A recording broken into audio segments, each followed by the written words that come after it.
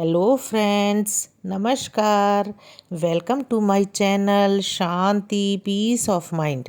दोस्तों, आज गणगौर व्रत के बारे में चर्चा करेंगे और साथ में गणगौर व्रत की कथा भी सुनेंगे। चलिए आप और हम मिलकर इस कथा को सुनते हैं। गणगौर व्रत चैत्र शुक्ल तृतीया को किया जाता है।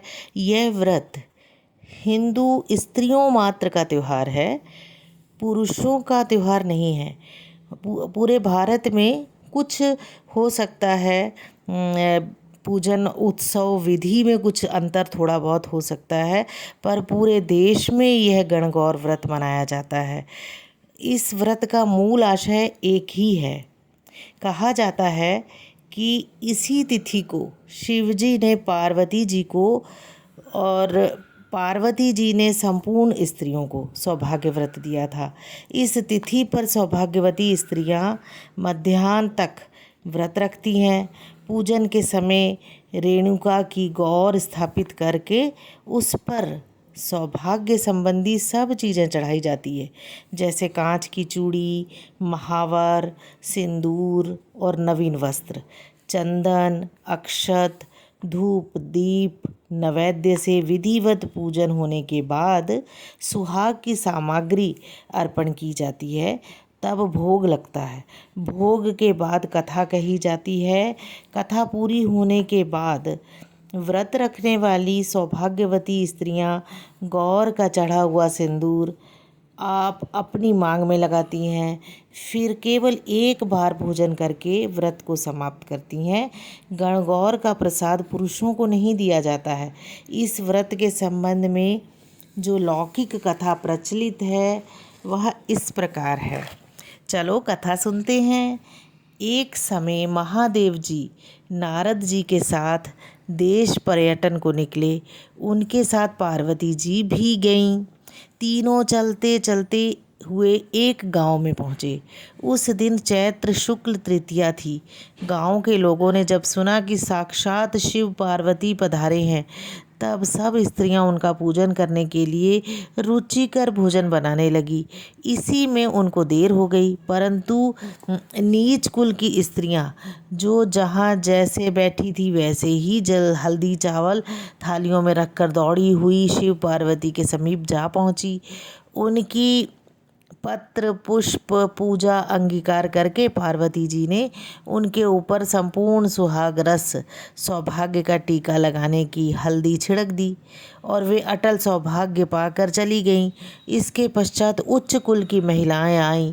वे 16 श्रृंगार 12 आभूषणों से सजी हुई, नाना प्रकार के पकवान और पूजा की सामग्रियां चांदी सोने के थाल में सजा कर ले आईं। उनको देखकर शिवजी ने कहा, गौरी, तुमने संपूर्ण सुहाग रस तो साधारण स्त्रियों में वितरण कर दिया, अब इनको क्या दोगी? तो पार्वती जी बोली, आप इनकी चिंता ना करें, उनको ऊपरी पदार्थों से बना हुआ रस दिया है, इस कारण उनका सुहाग धोती से रहेगा।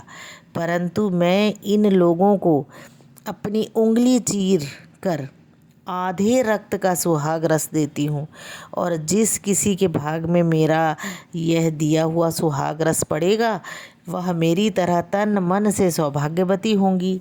तो निदान जब स्त्रियां पास आईं और पूजा कर चुकी, तब पार्वती जी ने अपनी उंगली चीर कर उन पर छिड़क दी। उंगली में से जो किंचित रक्त निकला उसी का एक एक दो दो छींटा किसी किसी पर पड़ा। मतलब यह है कि जिस पर जैसे छींटे पड़े उसने वैसा ही सुहाग पाया। इस काम से जब निवृत्त हो गई पार्वती जी, तो शिव जी से आज्ञा ली कि नदी के किनारे जाकर स्नान करना चाहती हैं। तो उनकी आज्ञा से वे नदी गईं और स्नान किया। फिर बालू के महादेव बनाकर वह उनका पूजन करने लगीं। पूजन के बाद बालू के ही पकवान बनाकर उन्होंने शिव जी को भोग लगाया, परिक्रमा की और नदी के किनारे की मिट्टी का टीका माथे पर लगाकर 2 कण बालू का प्रसाद पा लिया। इसके बाद वह शिव जी के पास चली गईं। विधिवत षोडशोपचार पूजन करने में पार्वती जी को नदी के किनारे बहुत देर लग गई। इसीलिए जब वह शिव जी के समीप गईं तो उन्होंने उनसे पूछा कि तुम्हें इतनी देर क्यों लगी। पार्वती जी ने उत्तर दिया कि वहाँ मेरे भाई भावच आदि मायके से आ गए थे, इसी कारण देर हो गई।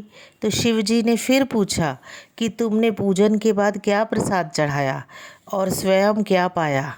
पार्वती जी ने कहा कि हमारी भावज ने हमको दूध भात खिलाया और उसे खाकर मैं चली आ रही हूँ।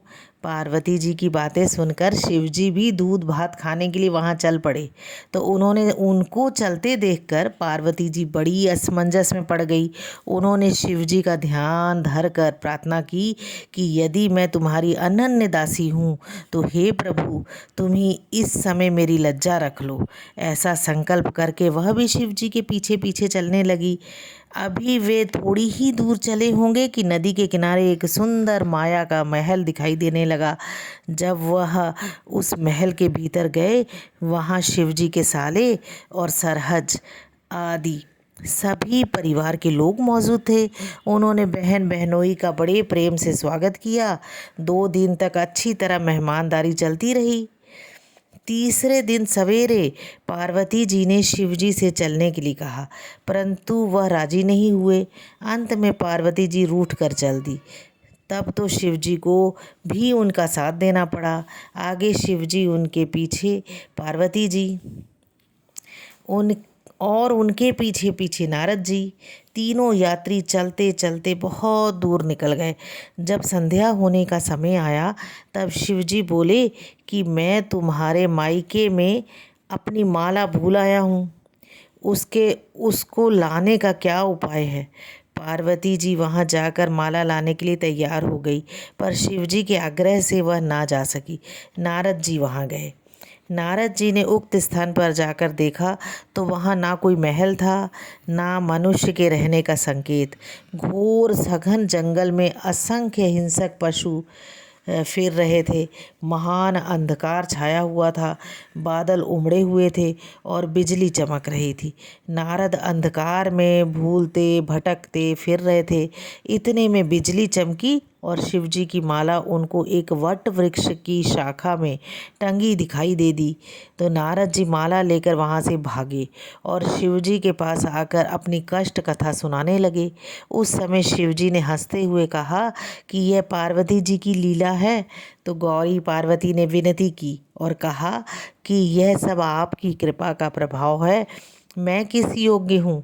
शिव पार्वती की बातें सुनकर नारद जी ने दोनों को साष्टांग प्रणाम किया और कहा, माता, आप पतिव्रताओं में अग्रगण्य, सदैव सौभाग्यवती आदि शक्ति हैं। यह सब आपके पतिव्रत का प्रभाव है।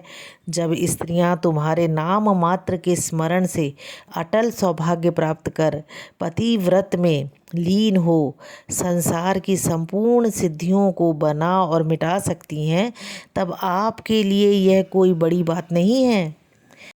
जय शिव पार्वती जी।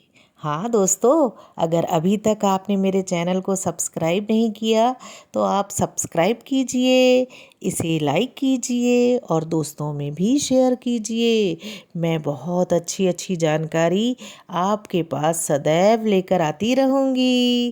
Thank you.